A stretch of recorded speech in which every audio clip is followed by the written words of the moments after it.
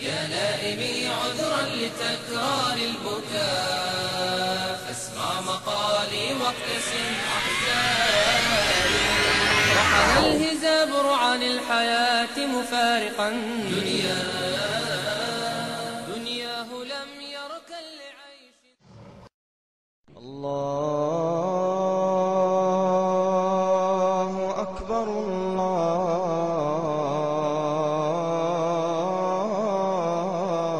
الله أكبر الله أكبر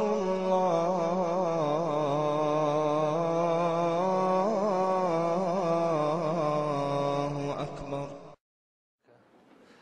Мой путь в ислам или как я принял ислам. Возможно, кто-то спрашивает себя, да как вообще можно стать мусульманином? Как можно добровольно стать террористом? Как можно? Как можно отпустить такую неопрятную бороду на лице? Как можно? Ну, наверное, есть такие люди, которые так думают. Хотя мне кажется, что те люди, которые так думают, они сегодня сюда не пришли. Я хотел бы рассказать вам немного о своей жизни. Я надеюсь, это будет полезно, чтобы понять, как я к этому пришел. Я был христианином, а именно протестантом. Я посещал строгую по сегодняшним меркам христианскую школу. Вы знаете, было бы неплохо, если бы мы друг другу не мешали. Если кто-то хочет поговорить, то он может выйти на улицу, никаких проблем. Это отвлекает тех людей, которые хотят послушать выступление. Хорошо?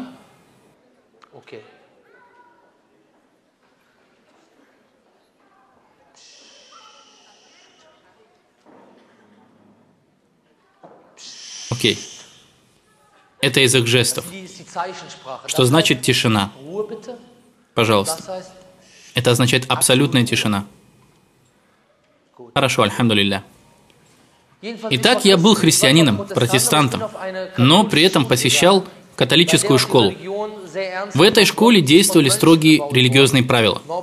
Гимназия имени Норберта Кнехта. Кому интересно, может полазить в интернете и посмотреть. В любом случае, в этой школе нам были привиты некоторые ценности христианской религии.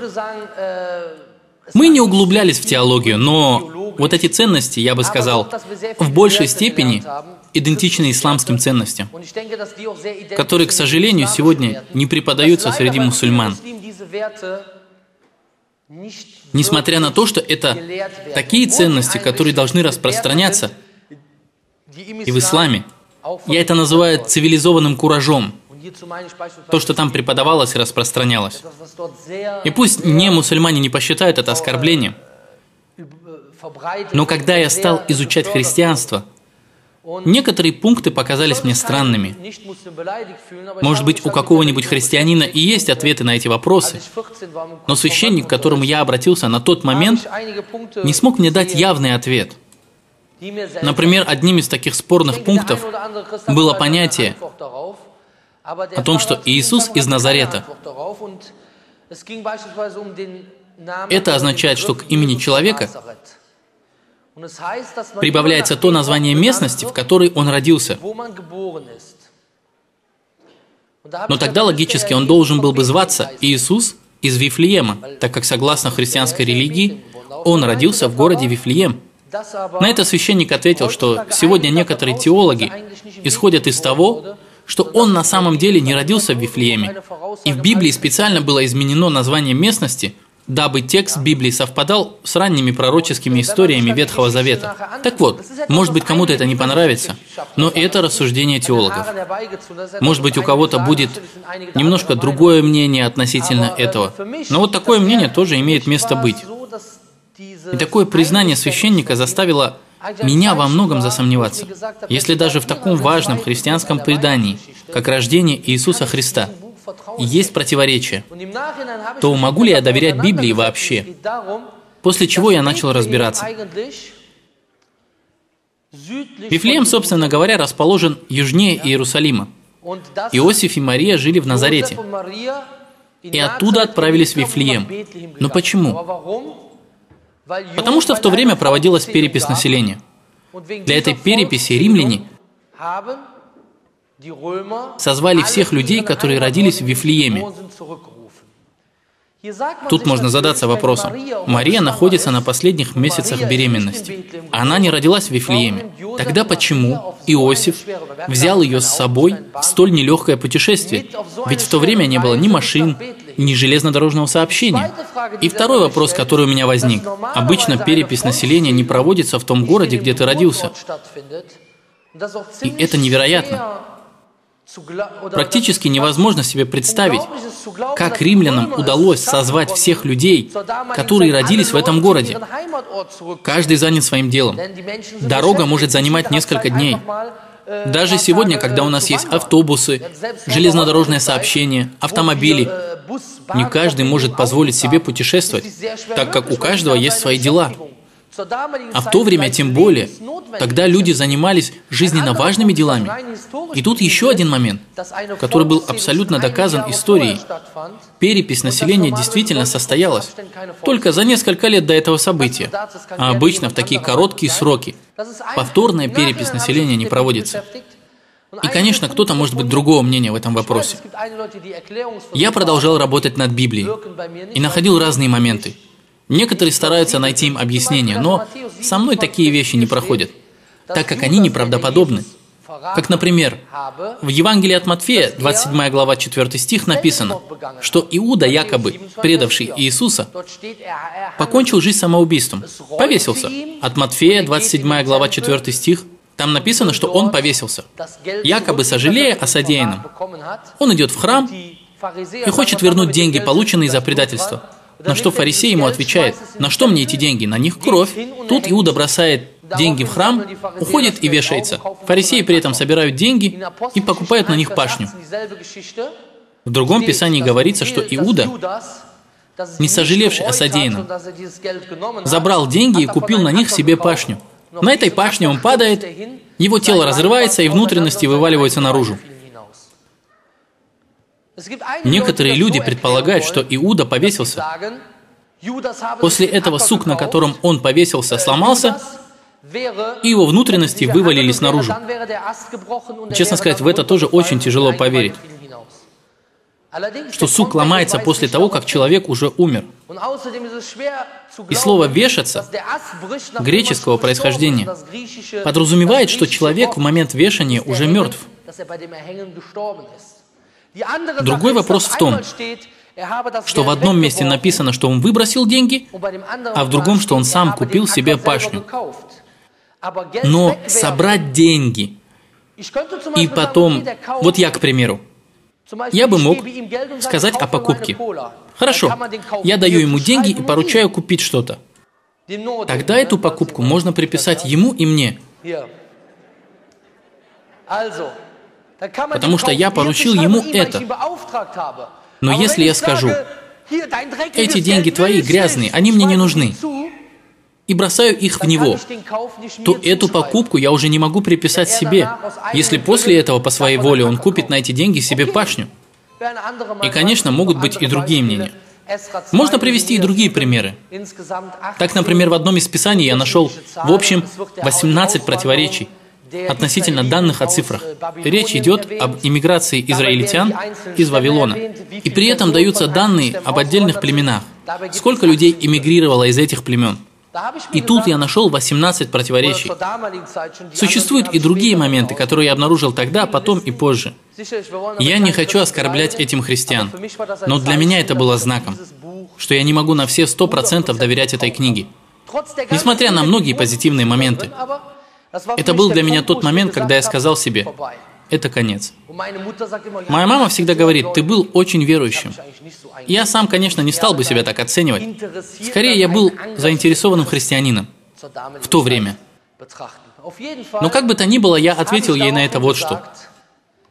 Если у нас есть Бог, и Он создал нас людьми с пониманием того, откуда мы произошли и куда мы идем, что по сути является смыслом нашей жизни, тогда это необходимо. Логика приводит нас к необъяснимости, что Бог общается с созданием, с сотворенным человеком. И когда мы говорим, что Он с ним общается, тогда это общение должно происходить в самой лучшей форме.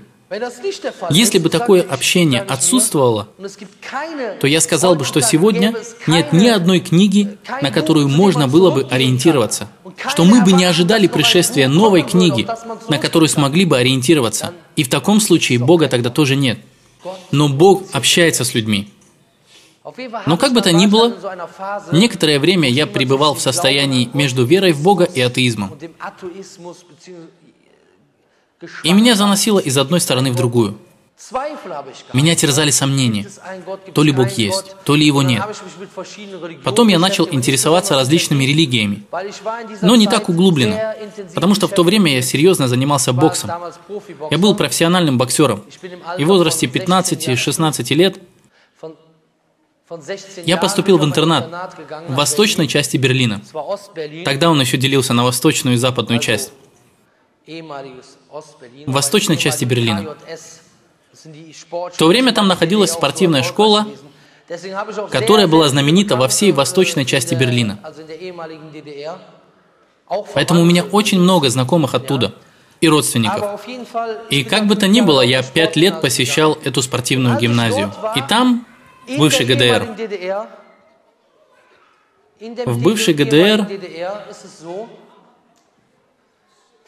вы знаете, я хотел бы сказать родителям, что если дети хотят играть, то лучше было бы, если бы они делали это снаружи, в фойе.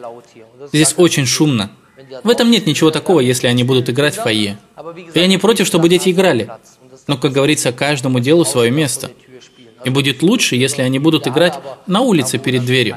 Нет, не перед дверью, а там, где их не будет слышно. Как бы то ни было. И там я кое-что понял. Я прошел настоящую школу. Я действительно прошел школу жизни. Я познакомился с очень разными людьми, из разных слоев общества. Это были лучшие спортсмены, потому что в течение 3 лет я тренировался почти каждый день со Свеном Отке, Маркусом Байером, а это чемпионы мира. У моей мамы был гастроном, и мы знали людей всех слоев общества. Среди них были и звезды мирового футбола, такие как Томас Хеслер, или футбольный тренер Кристофер Даун, и многие другие. Да, я познакомился с очень многими людьми, а до этого в гимназии имени Норберта Кнехта, в которой я учился, она была своего рода элитной школой. Это были... Нет, я как раз-таки не отношусь к элите. Даже не думайте об этом. Я, скорее всего, наоборот. Я был не так хорош в этой гимназии, потому что там училось много детей из таких семей, где отец был судьей, или из высших слоев, короче говоря. И таким образом я знал очень много людей, совершенно разных уровней. И в дальнейшем мне это очень помогло. Потому что таким образом я замечал, где возникает больше всего проблем, в каких семьях и тому подобные вещи. А в Берлине я заметил, что в восточной его части, что многие со времен ГДР абсолютно нерелигиозны. У нас в школе можно было посчитать по пальцам крещенных детей. И я заметил, что сама вера, христианская вера, дает людям знания о ценностях. Это говорит о том, что я был позитивно настроен по отношению к христианству и другим мировым религиям, несмотря на то, что я не верил в их учение. После сдачи экзаменов я ненадолго уехал в Америку. Там я много путешествовал, тренировался, был в Канаде. Там я отдыхал. Я был в разных странах. Я путешествовал с другими боксерами. Я видел много стран, наблюдал за людьми и набирался опыта. Когда я закончил школу, я работал в немецком Красном Кресте. Так как у меня не было желания идти в армию. Я 5 лет прожил в интернате, и теперь уже наконец-то хотел быть рядом с моими родителями. Как бы то ни было, работая в Красном Кресте, я заметил такую вещь. Ты видишь людей, которым ты еще вчера приносил еду, а сегодня они уже мертвы. Ты видишь людей, которые живут в одиночестве, которые уже более 20 лет своей жизни прожили в одиночестве, в своем доме, которые ничем не заняты. И каждый раз, когда ты к ним приходишь, для того, чтобы что-то принести им, пытаешься удержать их несколько минут, для того, чтобы поговорить о чем-нибудь. И каждый раз одно и то же. Какая сегодня плохая погода? Как сегодня жарко? Вы не поймите неправильно, я не пытаюсь подшутить над этими людьми. Я хочу сказать, какая неутешительная жизнь бывает у людей. И я спросил себя, почему же так бывает? Почему люди начинают так жить? Что является смыслом жизни? Это реальность. И мы это видим. Мы видим только попкорн, только сладкую сторону жизни. Будучи молодым человеком в возрасте 21 года, ты посещаешь на выходные дискотеки. Моя жизнь так и проходила. У меня было все именно так. Ну, конечно, не в этой одежде, но на выходные я ходил по дискотекам, из одной в другую. Кёльн, другие города. 5 дискотек за вечер, это же круто. Все эти люди. Но потом ты видишь реальную сторону жизни, как на самом деле живут люди, в одиночестве. В сравнении с теми, кто сидит в тюрьме, эти люди еще более заточенные, чем те, которые в тюрьме. Но это никого не волнует. Дети живут далеко от них. Они не хотят иметь с этими городами ничего общего. И тут мне в глаза бросились две вещи. Всегда тот, кто в какой-то мере религиозен, пусть даже и христианин, в старости имеет больше багажа, чем другие, потому что у него есть надежда. А те, у кого больше детей, тот бывает счастливее остальных. У него есть кто-то, кто станет его посещать. Чаще всего так и бывает. И я задумался о детях. Я задумался о жизни. Ты видишь вокруг себя все эти проблемы. Он развелся с ней, там развод, третьи развелись. И я задумался, а что же является идеальным путем в жизни? Я подумал, что ответ на этот вопрос я получу в какой-нибудь религии. Я не сразу подумал об исламе. Частично потому, что я думал, что ислам создан для арабов и тюрков. А с другой стороны, из-за того, что у ислама был плохой имидж. Сейчас я уже не могу точно сказать, почему я не подумал сразу об исламе. И я решил посвятить себя буддизму. Позитивный имидж. Позитивный имидж в Германии. Не такой, как ислам, который проповедуется непонятными людьми. Положительный имидж.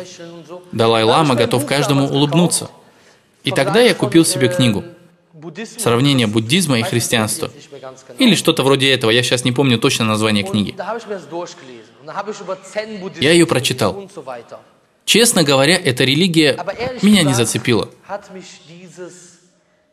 И частично из-за того, что основатель буддизма, Будда, который то ли родился, то ли умер за 563 года до появления христианства. Я точно сейчас не могу сказать. Как бы то ни было, сегодняшние историки считают, что Будда не является автором того учения, которое ему приписывают. Я начал все больше интересоваться разными религиями. Какое-то время я проходил гражданскую службу в Трире. Не так далеко отсюда. Через неделю надо было ходить на работу. И тогда я познакомился с членом ярой антиисламской группы. Когда я спросил его, что является целью вашей партии, он сказал мне, что они хотят отделить Германию от ислама. Я возмутился, почему? так как я считал себя толерантным человеком. Я сказал ему, что ислам – это целая религия, ей уже 600 лет. Ну, тогда я, конечно, не имел и малейшего понятия об этой религии. На что он мне ответил: «Эй, брат, это страшная религия. Тут и там бомбы». Все эти его оскорбления натолкнули меня на то, что я решил изучать эту религию. Это было вроде бы в 2000 году. Кажется, в понедельник. Я еще поехал домой праздновать карнавал. Тут я заболел. Когда я поехал домой, то увидел у своей сестры Коран. Я подумал: о, супер! Все так хорошо складывается. Теперь я займусь этим Кораном. Я открыл и прочитал Коран. От начала и до конца. Это был немецкий его перевод. Я подчеркивал места, которые мне нравились. Но были, конечно, моменты, которые меня и шокировали. Тем более с моим западноевропейским мировоззрением. Хиджаб и все такое. Это еще что такое, подумал я. Я ставил там вопросы. Как? Почему? Тогда я работал над этой книгой. В конце у меня возникло очень много вопросов. Но также и открылось очень много ответов. Вопросы возникали там, где вещи казались странными. Тем более, как я уже говорил, после моих выдающихся в кавычках понятий. Но одна вещь меня хорошенько растормошила. Я еще никогда не читал книгу, где Бог был так исчерпывающе описан, как в Коране. Я еще никогда не читал книгу, которая, несмотря на перевод на немецкий язык, так бы меня приковала к себе, которая ответила бы на мои вопросы. Почему существует плохое и хорошее? Спрашивается, если есть Бог, тогда почему существует зло? Здесь дело обстоит, во-первых, так. Согласно исламскому пониманию, Бог не любит каждого человека. И поэтому мы спрашиваем христиан, если Бог любит каждого человека, почему некоторые люди попадают навечно в ад? Аллах говорит об этом в Коране совершенно ясно. Мысль о том, что если Аллах любит каждого из нас, тогда почему существует зло, привела многих людей в атеизм. Бог добрый. Он умер за наши грехи. Тогда как может существовать зло? Да очень просто. Это не доказательство тому, что Бога нет. Но это доказывает то, что у тебя неправильное представление о Нем. Бог говорит однозначно в Коране: «Тот, кто создал жизнь и смерть, чтобы проверить, кто из вас совершит лучшие деяния». Смерть является для многих большой катастрофой. Но это то, что создал Бог. Не было бы никакой смерти, если бы Бог не пожелал бы ее сотворить. Смерть – это творение Бога. Смерть представляется как символ для всего плохого. Многие боятся смерти, что это, мол, конец, самое плохое, что может случиться. Самое плохое – это смерть. И здесь Бог отвечает однозначно. Если кто-то станет спрашивать, почему в этом мире нет справедливости, на это Коран отвечает одним предложением, что этот мир вовсе не является миром справедливости. Ведь это же так просто. В 36-й суре Ясин Бог говорит: «Сегодня ни с кем не поступят несправедливо, и каждый получит то, что он заслужил». Это означает, что расчет состоится в последний день, а эту жизнь Аллах создал как инструмент. Сейчас, конечно, кто-нибудь может сказать: почему Аллах меня так много испытывает? Но этому мы ответим: мы не можем постичь Бога. Я надеюсь, вы поймете, о чем я говорю. Поймете ход моих мыслей. Мы не можем постичь Его. Но то, что мы постигаем, это то, что мы должны делать наши поступки. и то, что вокруг нас. Потому что Бог – это то, что мы можем представить себе через наши возможности что-то представлять. Бог создал нас в трехмерном или в четырехмерном мире. Это высота, ширина, долгота и время. Но все это те вещи, которые создал Бог. Он создал время и пространство. Можно ли представить себе какое-нибудь творение, которое существовало бы независимо от пространства и времени? Можно ли себе представить творение, которое существовало до создания времени? Это означает, что было время, когда не существовало временных рамок. Смешное предложение. Было время, когда не было времени. Можно ли себе вообще представить, что кто-нибудь будет жить в двухмерном мире? Можем ли мы себе представить, что Бог создал восьмимерный мир? Нет. То, что у нас есть в этом мире, это то, что мы воспринимаем. А другие вещи мы вообще не можем представить. Мы знаем наши чувства. Слух, зрение, обаяние. Можно ли представить себе еще какие-либо чувства? Может, какие-нибудь невероятные? Нет. Мы не можем себе представить другие чувства. Просто попробуйте только объяснить слепому человеку, как выглядит зеленый цвет. Человек, который совершенно слепой. Попробуйте, например, объяснить абсолютно глухому человеку, как слушать Майкла Джексона. Может быть, если двигаться, как он? Нет.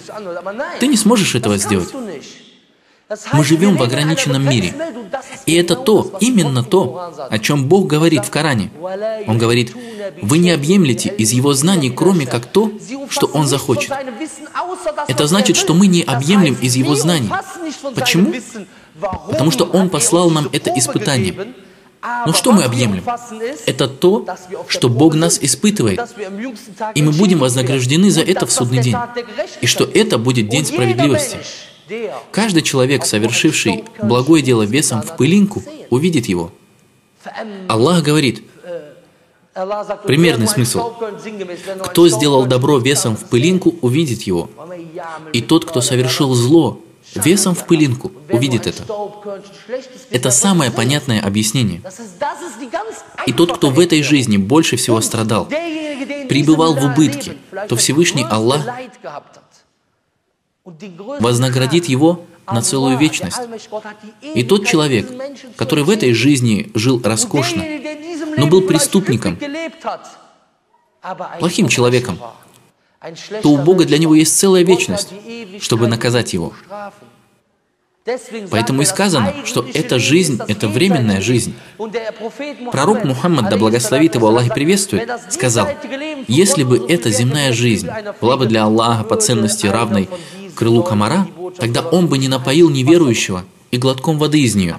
Это и есть испытание, чтобы мы были терпеливыми, стойкими, не останавливались на достигнутом.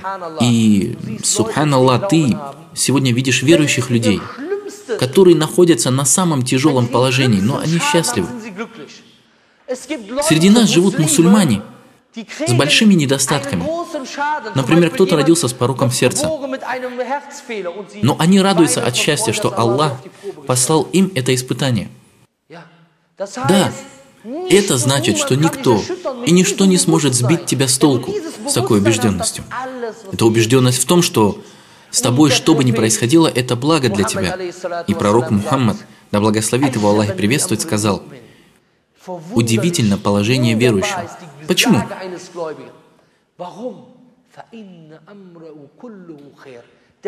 Потому что все, что с ним происходит, является благом для него. Когда с ним случается радостное событие, он благодарит Бога за это.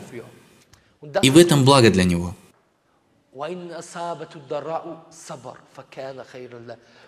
Когда с ним случается беда, он проявляет терпение, и в этом благо для него. У каждого, кто здесь сидит в зале, бывает в жизни взлеты и падения. Кто-то рождается, кто-то умирает. Сегодня он здоров, а завтра он болеет. Эти взлеты и падения пронесут нас через всю нашу жизнь в черно-белых тонах. А как нам с этим справляться? И вот на этот вопрос вы найдете ответ в этой религии. Альхамдулилля. Пророк Мухаммад, да благословит его Аллах и приветствует, сказал, тот, у кого в этой жизни было все, но он не последовал за призывом, тот прожил жизнь напрасно. И когда в судный день, даже на самый короткий момент, он отправится в ад, то он забудет все, что у него было в этой жизни. А тот, кто в этой жизни страдал, но был верующим, то он забудет все эти вещи. Хвала Аллаху. Потому что это не настоящая жизнь. Настоящая жизнь – это будущая жизнь. И правила игры придумал не ты и не я. Их придумал Аллах. Нравится тебе это или нет? Многие люди думают, что у них, как это сказать, есть свой личный Бог. Бог, почему ты со мной так поступил? Как-то раз после катастрофы, цунами, один теолог выступал по телевизору. Можете себе это представить? Теолог. И тут ты понимаешь, какое представление о Боге имеют люди. Он говорит, если я встречу Бога в судный день, то Он должен тепло одеться. Чем они вообще занимаются? Да убережет нас Аллах от этих мыслей, слов и поступков. Это Его правила игры. Это Он устанавливает их, хочешь ты этого или нет. Ты не можешь сказать, я не верю в Бога, потому что женщина испытывает боль при рождении ребенка, а мужчина нет. Это же несправедливо. Это правила игры Бога. И не я их придумал. И все эти глупости, что все попадут в рай, что со всем этим пора завязывать, это нереально. Оглянитесь только вокруг. Альхамдулиллях, хвала Аллаху. Вот это меня и зацепило. Потому что это имеет смысл. Но я все еще не был готов к принятию ислама, так как у меня было еще много вопросов. Я подумал, вот я уже не христианин. Приму я ислам. А если мне в нем что-то потом опять не понравится, и я брошу это дело? Поэтому я еще раз перечитал Библию от начала до конца. И опять задавался вопросами. Почему это так? Почему это вот так? И, субханаллах, я нашел в Библии те же противоречивые моменты. И вопросы, которые у меня возникали при чтении Корана. Хиджаб и другие моменты. Смертная казнь и так далее. Ты тоже это увидишь. И я подумал, здесь то же самое написано. Я даже не знал этого. Потом я еще раз перечитал Коран. Потом я прочитал Новый Завет, потом еще раз Коран, потом я все это сравнивал с индуизмом, с иудаизмом и так далее. Все это имело свой смысл. А именно те моменты, которые казались мне странными, приобрели смысл. Почему женщина должна покрывать себя? Какой в этом смысл? И когда я оглянулся на свою прожитую жизнь, я вспомнил, как разрушаются семьи. И я спросил себя, а почему так получается? Ведь каждый раз одно и то же. Люди сходятся, потом мужчина влюбляется в другую.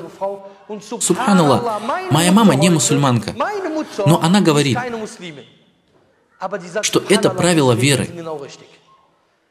Она говорит, что сама все это видит у себя в магазине своими глазами. Тут и там разводы. Одна знакомая, которую бросил ее муж, задается вопросами, почему, за что, мы пошли на праздник, выпили, и он влюбился в другую. И чаще всего так и бывает. Все начинают друг в друга влюбляться. Так происходит чаще всего. Но почему? Потому что сатана таким образом овладевает людьми. Аллах говорит в Коране, не приближайся к греховному. Он не говорит, не совершай грех. Он говорит, даже не подходи близко, потому что это скользкая дорога. Подойдя к воде, ты увидишь скользкие места, но подойдя еще ближе, ты можешь упасть в нее. Другой вопрос. Какие преимущества и недостатки мы имеем?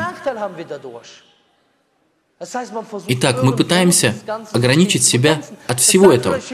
Говорят, что мужчина и женщина должны путешествовать вместе. Да, должны. Аллах знает, как это облегчать. Ведь здесь речь идет больше не о мужчине, а о женщине. Сегодня хочет каждая 14-летняя девочка сделать себе пластическую операцию. Мы видим, как расправляются с детьми в школах без конца. Потому что внешность стоит у людей сегодня на первом месте. Все именно из-за этого. Всего этого не было бы, если бы все люди больше стыдились и умеряли свой пыл. Тогда всего этого бы просто не было. Да, конечно, бывают ситуации, когда дело доходит до крайности, но все же. Я вырос в этой среде. Я сам был тем, кто притеснял других из-за внешнего вида, честно говоря. Вы сами знаете, что в каждой школе есть свои аутсайдеры. Все их дергают. Ты это, ты то. Откуда все это? Если говорить на чистоту, то это из-за того, что внешность человека выходит на первый план, потому что внимательность по отношению друг к другу отошла на второй план. Но тот, кто обладает исламским сознанием, смотрит на вещи по-иному. Вот так-то. Я еще не принял тогда ислам, но начал молиться. Я выучил все наизусть, как надо молиться и тому подобное. Как-то раз меня навестил мой друг, Дженгрис Коч. Тогда он был чемпионом мира по кикбоксингу.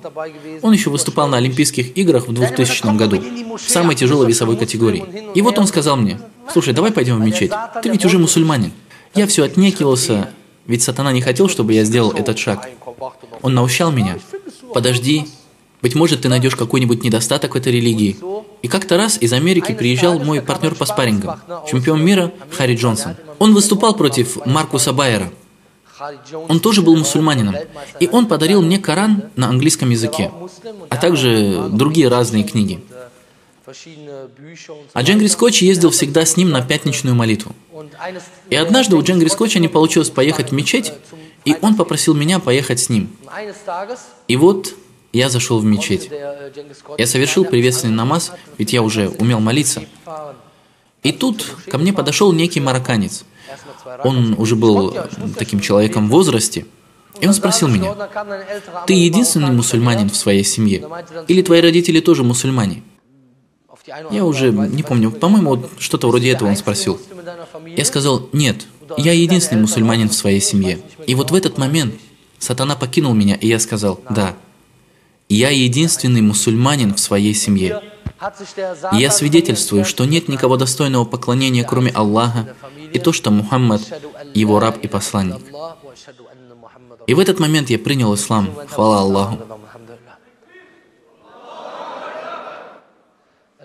Хвала Аллаху. Вот и вся моя история. После этого я стал учиться и набирать исламские знания. Надеюсь, моя история принесет кому-нибудь пользу. Аллаху Акбар.